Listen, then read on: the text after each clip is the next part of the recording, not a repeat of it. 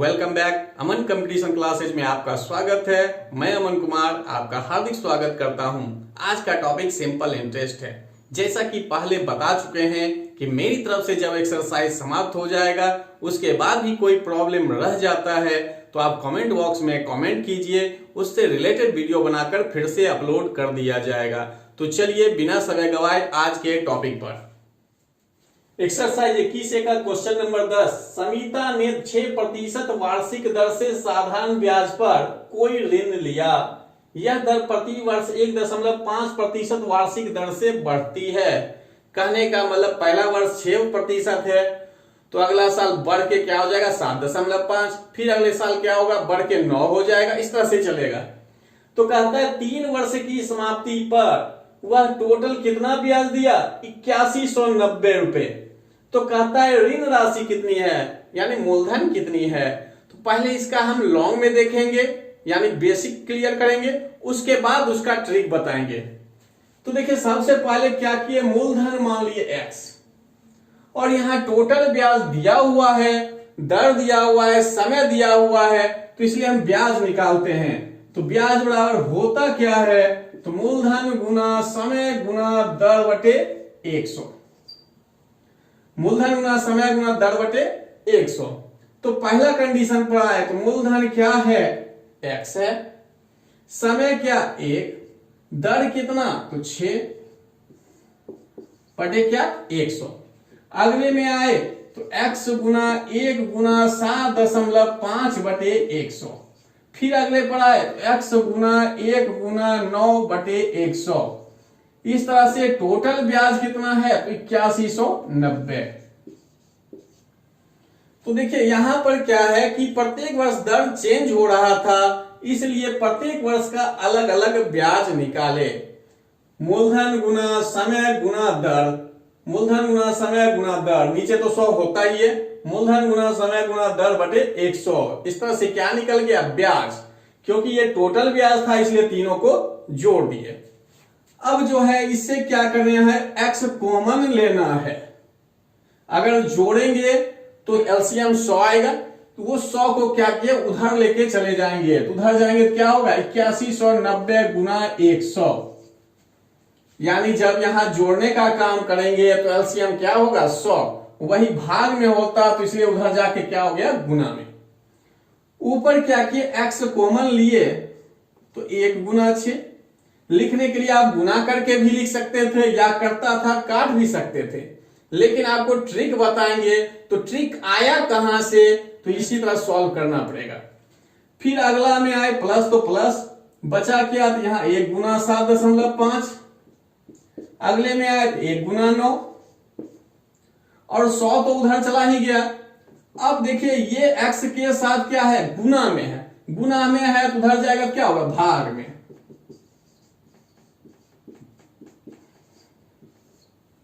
भाग में होगा तो इसको लिखिए,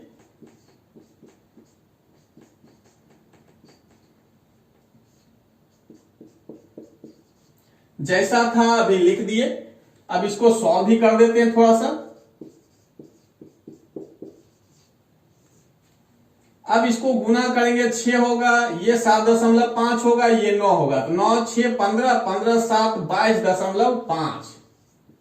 अब इस दशमलव को हटाइएगा तो ऊपर क्या होगा 1 पर 1 0, क्योंकि दशमलव के बाद 1 अंक है। अब बस इसको काटिएगा तो आपका आंसर मिल जाएगा। लेकिन अब यहां आपको ट्रिक बता रहे हैं, मूलधन बराबर साधारण ब्याज गुना 100 बटे R1 T1 plus R2 T2 plus R3 T3। तो देखिए ये कैसे आया, तो देखिए यहां पर हम क्या लिखे हैं साधारण ब्याज, तो यही साधारण ब्याज है, ये 100 तो ये 100। अब देखिए एक क्या था तो समय था तो T1 हो गया, ये 6 क्या है तो R1 है। इसी तरह से 7.5 क्या है R2, 1 क्या है T2, 9 है R3 और 1 क्या है T3। तो जब देखिएगा कि अलग अलग समय हो, दर अलग अलग हो, उसके बाद टोटल ब्याज दिया रहे, उसके बाद पूछे कि मूलधन क्या होगा, तो आप तुरंत ये वाला लगाइएगा। निकालने के लिए इस तरह से निकालिएगा, थोड़ा बड़ा हो जाएगा। इसमें क्या होगा कि आपका एक स्टेप में ही आंसर आ जाएगा। देखिए अब ये स्टेप रहता तो आप डायरेक्ट क्या होता, काटना शुरू करते और आंसर निकल जाता। तो इस पर एक क्वेश्चन अभी और देखेंगे जिससे कि आपका कॉन्सेप्ट क्लियर हो जाए। यदि वीडियो अच्छा लगा हो तो लाइक कीजिए, कमेंट कीजिए और दोस्तों में अधिक से अधिक शेयर कीजिए जिससे कि उन्हें भी कुछ लाभ हो जाए। यदि मेरे चैनल पर नए हैं तो चैनल को सब्सक्राइब कर लीजिए और नोटिफिकेशन बेल पर क्लिक कर लीजिए। चलिए अब अगले क्वेश्चन पर चलते हैं। क्वेश्चन नंबर 40 कहता है आशीष ने कुछ धन उधार लिया जिस पर ब्याज की दर पहले 2 वर्ष तक 6%, यानी पहला 2 वर्ष क्या होगा 6%। फिर कहता है अगला 3 वर्ष के लिए क्या है 9% और इसके बाद 14% वार्षिक थी। तो देखिए इसके लिए समय दिया हुआ नहीं है, लेकिन आगे पढ़े यदि 9 वर्ष बाद कुल साधारण ब्याज 11,400 रुपए दिया हो तो उसने कुल कितना धन उधार लिया। तो जैसा अभी बताएं उसी पर बनाएंगे, डायरेक्ट अब ट्रिक देखेंगे। तो मूलधन बराबर साधारण ब्याज गुना 100 बटे R1T1 plus R2T2 plus R3T3। क्योंकि 3 दर और 3 समय की बात किया इसलिए 3 स्टेप, अगर 2 दिया रहता 2 तक ही, अगर 4 देगा तो 4 स्टेप। तो देखिए साधारण ब्याज है कितना, तो 11,400 गुना 100। अब R1T1 तो देखिए R1 6 T1 2, तो दोनों को लिखते हुए गुना कर देते हैं तो ज्यादा अच्छा है। तो क्या होगा 12, 6 गुना 2 12। दूसरे पर आए R2T2 पर, तो देखिए यहां 3 वर्ष और 9% दोनों को गुना किए क्या हो गया 27। 3 और 9 गुना हो गया क्या हो गया 27। अब आए तीसरे स्टेप पर, तो तीसरे स्टेप में देखिए दर दिया हुआ है लेकिन समय क्लियर नहीं है। तो 14 तो हो गया लेकिन समय कितना है, तो देखिए ये 2 वर्ष और ये 3 वर्ष, टोटल कितना हो गया 5 वर्ष। लेकिन यहां जो समय दिया है टोटल कितना है 9 वर्ष। तो 9 वर्ष में इस 2 और 3 को घटा देना है, यानी बचा कितना 4 वर्ष। तो अगला क्या होगा 4 वर्ष के लिए दर क्या है 14%। तो 4 गुना 14 तो क्या हो गया 56। लिखने के लिए आप लिखते तो थोड़ा एक स्टेप बढ़ जाता, ज्यादा ज्यादा लिखते क्या तो 6 गुना 2 3 गुना 9 14 गुना 4, स्टेप सिर्फ बढ़ेगा। अब देखिए 11,400 तो है ही गुना 100। अब इसको जोड़ेंगे तो 2 7 9 9 6 15, 1 1 2 हो गया, 2 4 5 9 95। अब देखिए कटता है तो काट देते हैं। 19 से देखिए 5 बार में, 19 से 6 बार में 114 2 0। 5 से देखिए फिर कट गया 120 बार में, तो गुना करके क्या गया 12,000। तो कौन सा ऑप्शन, ऑप्शन नंबर ए।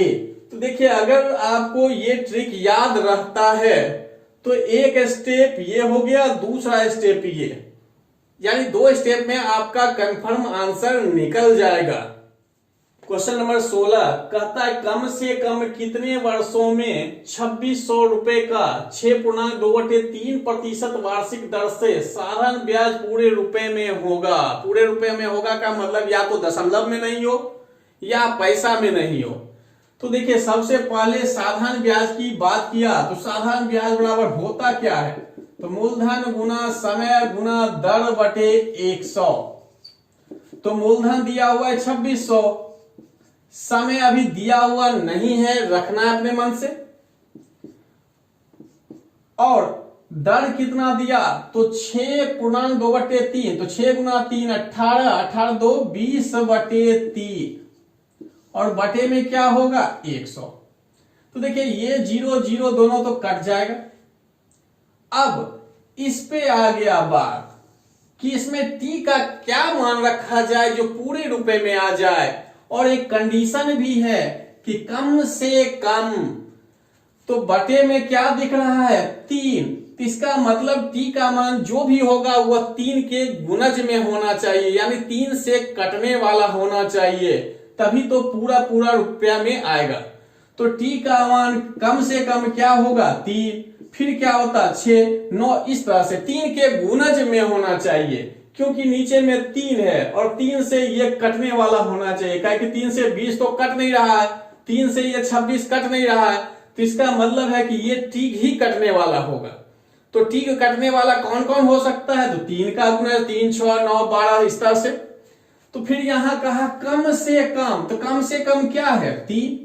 अब ऑप्शन पर चलते हैं, क्या ये 3 है या नहीं, तो देखें कि 3 दिया हुआ है इसलिए आंसर।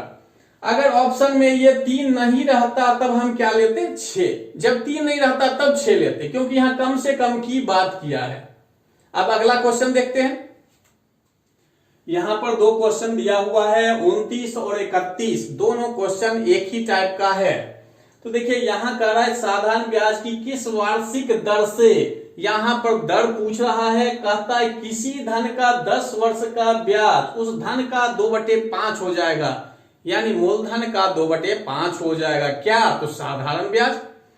और इस क्वेश्चन में आए कहता है कितने समय में किसी धन में साधारण ब्याज की 5% वार्षिक दर से 40% की वृद्धि हो जाएगी।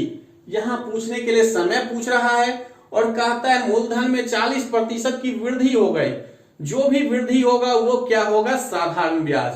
तो एक यहां परसेंटेज में दिया है और इस क्वेश्चन में बस क्या दिया है, भाग में। तो दोनों देखते हैं।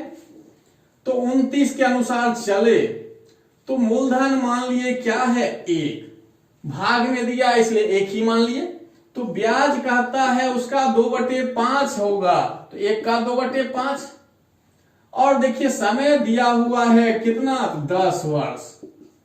तो कहता है दर क्या होगा, तो दर बराबर क्या होता है, साधारण ब्याज गुना 100 बटे मूलधन गुना समय। तो साधारण ब्याज क्या निकल गया 2/5 गुना 100, मूलधन 1, समय कितना, तो 10। ये 0 0 कट गया, 5 से 2 बार में, तो ये निकल गया क्या 4%। तो मूलधन 1 माने 2/5 भाग निकाल लिए, समय दिया हुआ है तो दर निकाल लिए, एकदम सिंपली सॉल्व किए, कहीं कुछ नहीं है। और इसमें आए तो परसेंटेज की बात किया, इसलिए मूलधन यहां पर 100 मान लिए और ब्याज क्या हो जाएगा 100 का 40%। 40% जैसे है इस प्रतिशत को ऐसे लिखिएगा, इस प्रतिशत को जब हटाएंगे तो क्या लिखेंगे नीचे 100 कट गया, ब्याज निकल गया। और जब ब्याज निकल गया देखे यहां दिया हुआ क्या है दर, समय पूछ रहा है, समय बराबर होता है साधारण ब्याज गुना 100 बटे मूलधन गुना दर। तो साधारण ब्याज है 40 गुना 100 बटे मूलधन 100 और दर 5, 100 कट गया, 5 से 8, तो 8 वर्ष हो गया। तो देखिए दोनों क्वेश्चन में कहीं कोई अंतर नहीं है। ये क्वेश्चन तो ज्यादा आसान है, इसमें ट्रिक बताने की कोई आवश्यकता है ही नहीं, क्योंकि एक ही लाइन का तो आंसर है, यानी एक स्टेप में। 21A का क्वेश्चन नंबर 22, 21B का क्वेश्चन नंबर 9 कहता है किसी राशि पर साधारण ब्याज मूलधन का 1/4 है तथा वर्षों की संख्या प्रतिशत दर के बराबर है, यानी समय और दर दोनों क्या है, बराबर है। तो कहता है कि दर कितनी है। और यही क्वेश्चन में देखिए किसी धन पर एक निश्चित दर से एक निश्चित समय के लिए साधारण ब्याज मूलधन का 16/25 है, दोनों क्वेश्चन सेम ही है। और कह रहा यदि दर प्रतिशत वार्षिक तथा वर्षों के संख्यात्मक मान बराबर हैं, यानी दर और समय बराबर है, तो कभी दर पूछेगा कभी समय पूछेगा। तो देखिए क्वेश्चन नंबर 22, मूलधन मान लिए क्या है 1, तो ब्याज क्या होगा, तो कहता है क्या 1/4 है, तो 1 का 1/4 निकाल लिए। दर और समय बराबर है, तो ये भी लिख सकते हैं, या बराबर क्या कर दिए x कर दिए। अब साधारण ब्याज बराबर होता क्या है, तो मूलधन गुना समय गुना दर बटे क्या, तो 100। कोई भी फॉर्मूला यहां रख सकते हैं, कोई ऐसा नहीं है कि यही रखना है। तो देखिए साधारण ब्याज कितना 1/4 बराबर में मूलधन 1, और ये दोनों x गुना x क्या हो जाएगा x², और ये 100 जो है ये भाग में है तो इधर आके क्या होता है गुना में, तो 1/4 गुना 100 बराबर क्या है एक्स स्क्वायर। तो ये स्क्वायर है तो बराबर के इस साइड आएगा तो क्या हो जाएगा रूट, यानी x बराबर हो जाएगा रूट। काटना चाहते तो यहां काट भी सकते हैं, नहीं भी काटेंगे तो कोई दिक्कत नहीं है, क्योंकि ये जो संख्या दिया हुआ है एक पूर्ण वर्ग में है। तो 1/4 गुना 100, अब देखिए वर्गमूल निकलेगा तो 1/2 गुना 10, 2 से देखिए 5, यहां काट भी देते हैं तो देखिए ये 25 और 25 का वर्गमूल क्या होता 5। जो सुविधा हो उसके अनुसार करिए। अब इसमें आए तो इसमें भी मूलधन हम माने 1, ब्याज क्या है तो कहता है मूलधन का 16/25, तो 1 का 16/25 करेंगे तो क्या होगा उतना ही रह जाएगा। अब दर समय बराबर तो मान लिए x, और जब x मान लिए तो जैसा अभी है वही कंडीशन देखिए फिर से आएगा मतलब क्या है एक्स स्क्वायर बराबर 16/25 और गुना क्या होगा 100, यानी साधारण ब्याज गुना 100 हो गया। इधर क्या है तो मूलधन गुना दर गुना समय, अगर समझना चाह रहे हैं तो इधर क्या है मूलधन गुना दर गुना समय, और इधर क्या हो गया साधारण ब्याज गुना 100। कोई भी फॉर्मूला लगाइए कहीं कोई दिक्कत नहीं है, आंसर आपका वही आएगा, बस समझने का अंतर है। इधर क्या है एक्स स्क्वायर बराबर तो p गुना r गुना t, p तो एक ही है यानी मूलधन 1 है, r और t बराबर तो r का भी मान x, t का भी मान x, दोनों गुना हुआ क्या हुआ एक्स स्क्वायर। अब ये जो है स्क्वायर उधर जाए तो क्या होगा रूट अंडर। अब काटना चाहते थे यहां काट भी सकते हैं, तो देखिए काट ही दे तो ज्यादा अच्छा है 4 बार में, तो 16 गुना 4 64, और जब वर्गमूल होगा तो क्या निकला 8। अब पूछता है कि दर तथा समय, दर पूछे समय पूछे आंसर 8 ही होगा, इसमें भी दर पूछे समय पूछे आपका आंसर क्या होगा 5 ही होगा। आज का क्लास यहीं समाप्त करते हैं। उम्मीद है कि वीडियो आपको जरूर पसंद आया होगा। मिलते हैं अगली वीडियो में, तब तक के लिए धन्यवाद।